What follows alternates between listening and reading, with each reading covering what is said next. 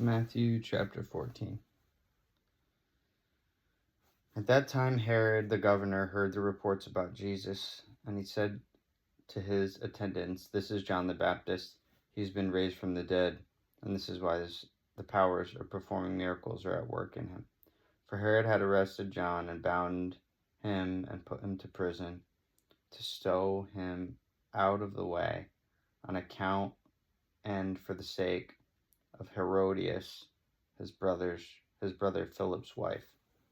For John had said to him, "It is not lawful or right for you to have her." Although he wished to have him put to death, he was afraid of the people, for they regarded John as a prophet. But when Herod's birthday came, the daughter of Herodias danced in the midst before the company and pleased and fascinated Herod. So he promised with an oath to give her whatever she might ask, and she, being put forward and prompted by her mother, said, "Give me the head of John the Baptist right here on a platter." And the king was distressed and sorry, but because of his oaths and his guests, he ordered it to be given her.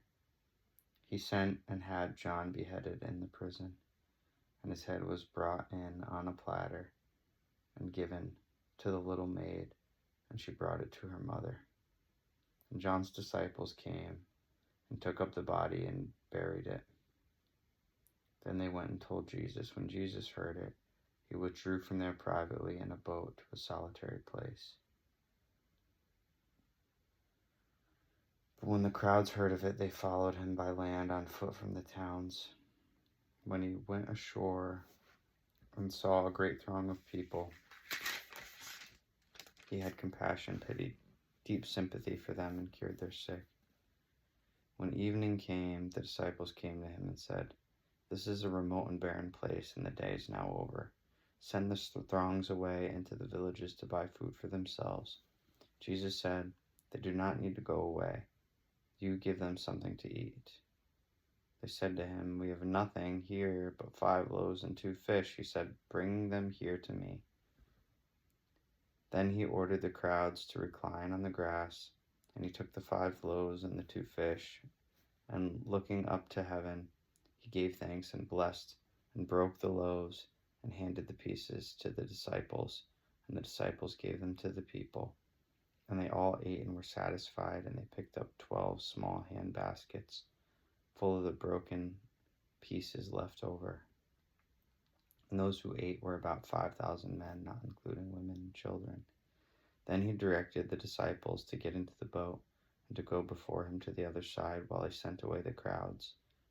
And after he had dismissed the multitudes, he went up into the hills by himself to pray. When it was evening, he was still there alone.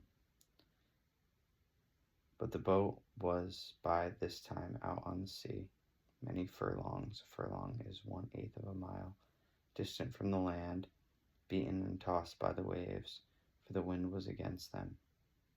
And in the 4th watch, between 3 and 6 a.m. of the night, Jesus came to them walking on the sea. And when the disciples saw him walking on the sea, they were terrified and said, "It is a ghost," and they screamed out with fright. But instantly he spoke to them, saying, "Take courage, I am. Stop being afraid." And Peter answered him, "Lord, if it is you, command me to come to you on the water." He said, "Come." So Peter got out of the boat and walked on the water, and he came toward Jesus. But when he perceived and felt the strong wind, he was frightened. And as he began to sink, he cried out, "Lord, save me from death." Instantly Jesus reached out his hand and caught and held him, saying to him, "O you of little faith, why did you doubt?" And when they got into the boat, the wind ceased, and those in the boat knelt and worshipped him, saying, "Truly you are the Son of God." And when they had crossed over to the other side, they went ashore at Gennesaret.